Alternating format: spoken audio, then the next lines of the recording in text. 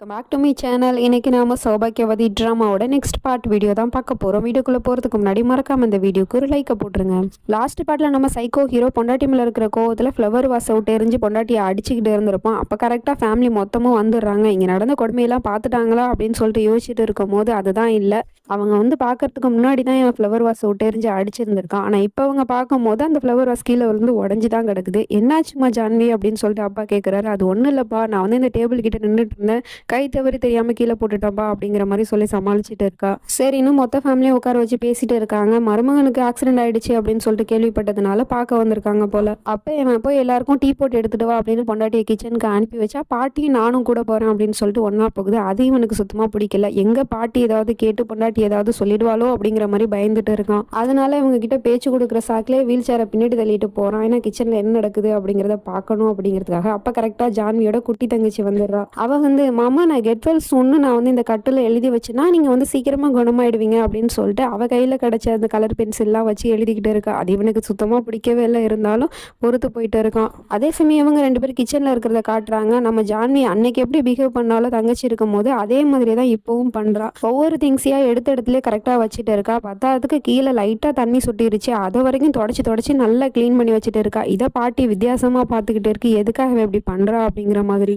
அதுவும் இல்லாம ஒரு பயம் பதட்டத்தோட தான் பண்ணிட்டு இருக்கா. அதெல்லாம் பார்த்து பாட்டி சந்தேகப்பட்டுட்டு இருக்கு. அதே சமயம் இவன் இந்த பக்கம், நான் இந்த பேசிட்டு இருங்க, இந்த வந்துடுறேன் அப்படின்னு சொல்லிட்டு அங்க இருந்து போயிடுறான். நேரா ரூமுக்கு வந்து அவனோட லேப்டாப் ஓபன் பண்ணி கேமரா ஆன் பண்ணி பாக்குறான், என்ன இவங்க பேசிக்கிறாங்க அப்படின்னு சொல்லிட்டு. அப்ப பாட்டி கேக்குது, ஏமா நீ நல்லா இருக்கல அப்படின்னு சொல்லிட்டு கேட்டா, எனக்கு என்ன குறைச்சல் பாட்டி, நான் நல்லா இருக்கேன் அப்படிங்கிற மாதிரி சொல்லிட்டு இருக்கா. சரிம்மா நீ சந்தோஷமா இருக்கியான்னு கேட்டா அதுக்கு அவளால பதில் சொல்ல முடியல. கண் கலங்கிட்டு அப்படியே பாட்டியை கட்டி பிடிச்சிட்டு அழுதுட்டு இருக்கா. அதெல்லாம் ஒரு பிரச்சனை இல்லை பாட்டி, நான் நல்லா தான் இருக்கேன், சந்தோஷமா இருக்கேன், எனக்கு என்ன பிரச்சனை அப்படிங்கிற மாதிரி சொல்றா. அப்படியாமா அப்படிங்கிற மாதிரி பாட்டி கேட்டுட்டு இருக்கா. ஆனா இவ சொல்றதுல உண்மை இருக்கா பொய் இருக்கா அப்படிங்கிறது பாட்டி நம்பிச்சா என்னன்னு தெரியல. இவன் எல்லாத்தையும் கேமரால பார்த்துட்டு, குட் ஜான்வி, இப்பதான் நீ ஒரு பர்ஃபெக்ட் ஒய்ஃபுங்கிறத நிரூபிச்சிருக்க அப்படிங்கிற மாதிரி சொல்லிட்டு இருக்கான். அதுக்கப்புறம் வந்தவங்க எல்லாம் வீட்டுக்கும் அனுப்பி வச்சிடுறாங்க. சரிம்மா பார்த்து இருந்துக்கோங்க, மாப்பிள்ளை நீங்களும் உடம்ப பார்த்துக்கோங்க அப்படின்னு சொல்லிட்டு மொத்த ஃபேமிலி கிளம்பி வீட்டுக்கு போயிடுறாங்க. அவங்க போன அடுத்த செகண்டே பார்த்தா இவன் வாட்ச்மேனை கூப்பிட்டு கை காலெல்லாம் அந்த பொண்ணு கிறுக்கி வச்சுட்டு போச்சுல, அது எல்லாத்தையும் சுடு தண்ணியை ஊற்றி க்ளீன் பண்ண சொல்கிறான். அவனுக்கு பயங்கரமாக கை சுடுது. இருந்தாலும் நீ க்ளீன் பண்ணி தான் ஆகணும் அப்படின்னு சொல்லிட்டு வாட்ச்மேனை போட்டு கொடுமைப்படுத்திட்டு இருக்கான். அப்போ அங்கே ஜான்வி வந்துடுறா. உடனே அந்த வாட்ச்மேனை போக சொல்லிட்டு இங்கே வா அப்படின்னு சொல்லிட்டு கூப்பிடுறான். இவ பயந்துக்கிட்டே போறா. எனக்கு இங்கே சுடு தண்ணி வேற நல்லா கொதிச்சுக்கிட்டு இருக்கு, அதை எங்க கோவத்தில் நம்ம முகத்தில் ஊற்றிடுவானோ அப்படிங்கிற மாதிரி பயந்துக்கிட்டே போறா. பக்கத்தில் போனால் அவன் கையை பிடிச்சிக்கிட்டு தேங்க்யூ ஜான்வி அப்படின்னு சொல்கிறான். எதுக்கு இவன் தேங்க்ஸ் சொல்கிறான் அப்படிங்கிற மாதிரி நம்ம ஹீரோயினி முழிச்சுக்கிட்டு இருக்கா. ஆமா ஜான்வி, இன்னைக்கு எல்லாரும் உங்க வீட்டிலேருந்து வந்திருந்தாங்கல்ல, அவங்க எல்லாருக்கிட்டையும் என்னை விட்டு கொடுக்காம பேசினால, அதுக்காக தான் தேங்க்யூ சொல்றேன் அப்படிங்கிற மாதிரி சொல்லி பாசமா பேசிக்கிட்டு இருக்கான். இவளும் சந்தோஷப்பட்டுட்டு இருக்கா. இப்போ மார்னிங் ஆயிடுது. காலங்காத்தாலே வாட்ச்மேன் ஆணி அடிச்சுட்டு இருக்காரு ரூமுக்கு வந்து. எதுக்காக என்ன இப்படி பண்ணிக்கிட்டு இருக்கீங்க, அவர் தூங்குறாரு அப்படின்னு சொன்னா கரெக்டா அந்த இடத்துக்கு விராஜும் வந்துடுறான். நான் தான் அவரை வர சொன்னு வேற சொல்றான். எதுக்காகன்னு பார்த்தா இவங்க ரெண்டு பேரும் இருக்கிற போட்டோவை நல்லா பெருசா ஃப்ரேம் பண்ணி சவத்துல மாட்டி விட்டுட்டு இருக்காங்க. அப்பதான் புரியுது. நம்ம ஹீரோயின் இதை பார்த்துட்டு ரொம்பவே சந்தோஷப்படுறா. ஒரு கட்டத்துக்கு மேல இவளுக்கு சந்தோஷத்துல ஆனந்த கண்ணீரே வருது. புருஷனை உடனே ஹேக் பண்ணிக்கிட்டு தேங்க்யூங்க அப்படிங்கிற மாதிரி சொல்லிட்டு இருக்கா. நான் உனக்காக என்ன வேணா பண்ணுவேன் ஜான்வி, ஏன்னா நீ என்னோட உயிர் அப்படிங்கிற மாதிரி சொல்லிட்டு இருக்கான். அடுத்த சீன்லயே பார்த்தா பாட்டியை காமிக்கிறாங்க. என்னடா புதுசா இருக்கு பாட்டின்னு பாக்குறீங்களா, பாட்டியை மாத்தி விட்டாங்க, வேற ஒண்ணும் இல்ல. இவங்க ஜான்வியோட வீட்டுக்கு போயிட்டு இருக்கும் போது அவ வித்தியாசமா நடந்துட்டு இருந்தாலும் ரொம்பவே பதட்டமா. அதெல்லாம் பார்த்து பாட்டி யோசிச்சுக்கிட்டு இருக்கு. என்னோட பேத்தி உண்மையை தான் சொல்றாளா பொய்யத்தான் சொல்றாளா அப்படிங்கிறது தெரியல. சந்தோஷமா இருக்குன்னு அவ வாயால சொன்னாலும் என்னால அதை நம்ப முடியல. எப்படியோ என்னோட பேத்திக்கு நீங்க தான் துணையா இருக்கணும் கடவுளே அப்படிங்கிற மாதிரி சாமி கும்பிட்டு இருக்கு.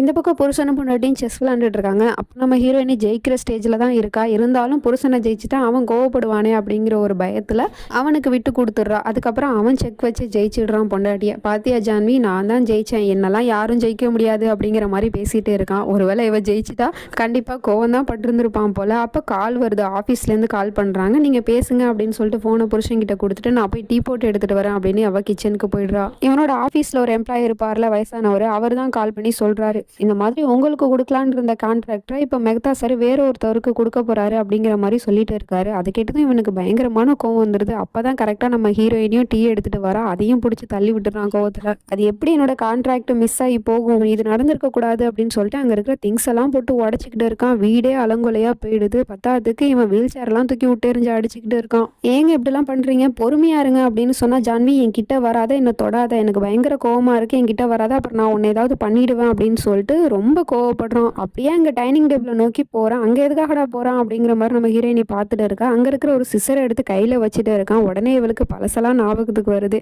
ஏற்கனவே இவன் ஒரு தடவை சிஸ்ஸர் வச்சு நம்ம ஹீரோயினோட விரல வெட்ட வந்தான்ல, அதை பற்றி தான் யோசிச்சுட்டு இருக்கா. அவனும் சிஸ்ஸர் எடுத்துட்டு நேராக நம்ம ஹீரோயினை நோக்கி தான் வரான். என்ன பண்ண போறான்னு பார்த்தா அவன் காலில் போட்டிருந்தானே அந்த மாவு கட்டு, அதை வந்து கட் பண்ணுறதுக்காக தான் எடுத்துகிட்டு வந்திருக்கான் போல. அதை கட் பண்ணி பார்க்குறான். ஆனால் அவனால் முடியல, அப்படியே கீழே விழுந்துடுறான். அப்போ கூட நம்ம ஹீரோயினி தூக்க போனால் என் கிட்ட வராத அப்படின்னு சொல்லிட்டே இருக்கான். அப்படியே மயக்கமாயிடுறான். கொஞ்ச நேரம் கழிச்சு இவ டாக்டருக்கு ஃபோன் பண்ணியிருப்பா போல. அவரும் வந்து செக் பண்ணி பார்த்துட்டு இப்போ நீங்கள் கம்ப்ளீட்டாக கொஞ்சம் கொஞ்சமாக ரெக்கவர் ஆகிட்டு வரீங்க அப்படிங்கிற மாதிரி சொல்லிட்டு இருக்காரு. என்ன நடக்குதுன்னு ஒன்றும் புரியல. உங்கள் பொண்டாட்டி தான் ஃபோன் பண்ணி இன்ஃபார்ம் பண்ணாங்க, நான் உடனே இங்கே வந்துட்டேன். பார்த்தா அவங்களோட காயெல்லாம் நல்லாவே ஆறி இருக்கு. உங்களோட மனைவி தான் எனக்கு ஃபோன் பண்ணி இன்ஃபார்ம் பண்ணாங்க. அதனால இனிமேல் நீங்கள் மாவு கட்டு போடணுங்கிற அவசியம் கிடையாது, இதையே கொஞ்ச நாள் யூஸ் பண்ணிக்கோங்க அப்படின்னு சொல்லிட்டு வேற ஒரு கட்டை போட்டு விட்டு போறாரு. தேங்க்யூ டாக்டர்னு சொன்னா நீங்கள் உங்களோட மனைவிக்கு தேங்க்யூ சொல்லுங்க அப்படிங்கிற மாதிரி சொல்லிட்டு போயிடுறாரு. உடனே இவனும் பொண்டாட்டி இங்கே வா அப்படின்னு சொல்லிட்டு கூப்பிடுறான்.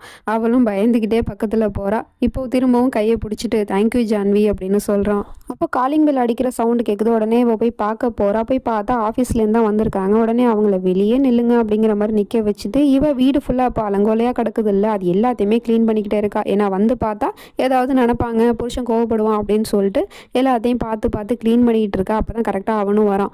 யார் வந்திருக்கா அப்படின்னு சொல்லிட்டு கேட்டால் ஆஃபீஸ்லேருந்து தான் வந்திருக்காங்க அப்படின்னு சொல்லிட்டு இருக்கா. அப்படியா, நான் தான் வர சொன்னேன் அப்படின்னு சொல்லிட்டு இருக்கான். சரிங்க, அவங்க வாசலில் தான் வெயிட் பண்ணிட்டு இருக்காங்க, நான் இதெல்லாம் க்ளீன் பண்ணிவிட்டு அப்புறமா டோரை ஓப்பன் பண்ணுறேன் அப்படின்னு சொன்னதும் சரின்னு அவனும் சொல்லிட்டு பார்த்துட்டு இருக்கான். பொண்டாட்டி இப்படி விழுந்து விழுந்து சுத்தம் பண்ணுறது. அதுக்கப்புறமா சரிங்க எல்லா வேலையும் முடிச்சிட்டேன், இப்போ போய் டோரை ஓப்பன் பண்ணவான்னு கேட்டால் ஓப்பன் பண்ணுவான் அப்படின்னு சொல்கிறான். அவர் தான் வந்திருக்காரு. ஆஃபீஸில் வேலை பார்க்குறவர் வந்து நான் எவ்வளவோ கன்வின்ஸ் பண்ணி பார்த்துட்டேன் சார், ஆனால் அவர் ஒத்துக்க மாட்டேங்கிறாரு, இப்போ என்ன தான் பண்ணுறது அப்படின்னு காலில் விழுந்து மன்னிப்பு கேட்டுட்டு இருக்காரு. அதெல்லாம் எனக்கு தெரியாது, அது உன்னோட தப்பு தான், கான்ட்ராக்டை எப்படி நீ மிஸ் ஆக விட்ட, ஒரு 2 நாள் தான் நான் ஆஃபீஸ்க்கு வரல, அதுக்குள்ளே எவ்வளோ பெரிய ப்ராப்ளமா, இன்னும் கொஞ்ச நாள் நான் வீட்லேயே தங்கிட்டேன்னா அப்புறம் மொத்தமாக ஆஃபீஸே க்ளோஸ் பண்ணிவிடுவாங்க போல் அப்படிங்கிற மாதிரிலாம் திட்டிகிட்டு இருக்கான். அப்படிலாம் இல்லை சார் அப்படின்னு சொல்லிட்டு மன்னிப்பு கேட்டுட்டு இருக்காரு. அப்போ நம்ம ஹீரோயினி ஒரு ஐடியா கொடுக்குறா.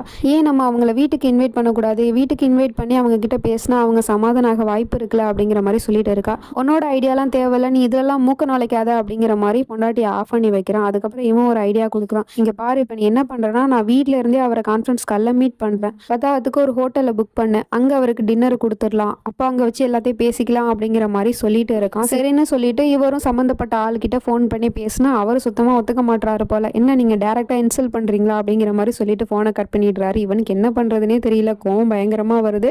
அப்புறமா நிதானமாக யோசிச்சுட்டு பொண்டாட்டி சொல்கிற ஐடியா தான் கரெக்டாக இருக்கும் அப்படின்னு சொல்லிட்டு இங்கே பாருமா நீ சொன்னதே செஞ்சிடலாம் அப்படின்னு சொல்லிட்டு அந்த ஆளை வீட்டுக்கு இன்வைட் பண்ணிக்கிட்டு இருக்காங்க. இவரும் சரி சார் நான் அப்படியே பண்ணிடுறேன் அப்படிங்கிற மாதிரி சொல்லிட்டு அங்கேருந்து போயிடுறாரு. அப்புறமா புருஷனையும் பக்காவாக ரெடி பண்ணிட்டு இருக்கா, ஏன்னா வீட்டுக்கு வராங்கல்ல அதனால.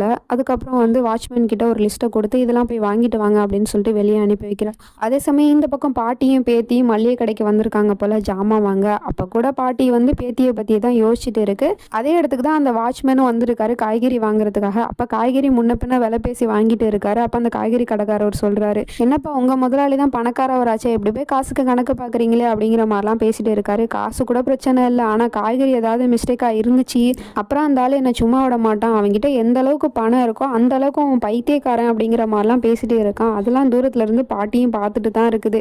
சரிப்பா நீ இவ்வளோ சொல்றியா அந்த ஆளை பற்றி, அப்புறம் எப்படி அந்த பைத்தியக்காரன்ட்ட ஒரு பொண்ணு குடும்பம் நடத்துறா அப்படிங்கிற மாதிரி கேட்டுட்டு இருக்காரு. அதை ஏன் கேட்குறீங்க, எப்போ பார்த்தாலும் அந்த வீட்டுக்குள்ளே அலறல் சத்தம் கேட்டுட்டு தான் இருக்கும், உள்ளே என்ன நடக்குது அப்படிங்கிறது நமக்கு தெரியாது. ஒரு தடவை கூட நான் அந்த பொண்ணுக்கு ஹெல்ப் பண்ண போனேன், அப்போ அவன் என்னோட கையை கூட உடச்சு விட்டான், அந்த அளவுக்கு அவன் சரியான சைக்கோ அப்படிங்கிற மாதிரிலாம் பேசிட்டு இருக்கான். இதெல்லாம் தூரத்துல இருந்து பாட்டி பார்த்துட்டு ரொம்பவே பயப்படுது. அப்படின்னா பாட்டிக்கு தெரிஞ்சு போயிடுச்சு பேத்தி அங்கே கஷ்டப்பட்டுக்கிட்டு தான் இருக்கா, அவன் நம்ம பேத்தியை கொடுமை தான் படுத்துறான் போல அப்படிங்கிற மாதிரி பார்த்துட்டு இருக்கு. இதுக்கப்புறம் என்ன நடக்க போகுது அப்படிங்கிறதெல்லாம் நம்ம நெக்ஸ்ட் வீடியோவில் பார்த்து தெரிஞ்சுப்போம். அது வரைக்கும் பை ஃப்ரெண்ட்ஸ்.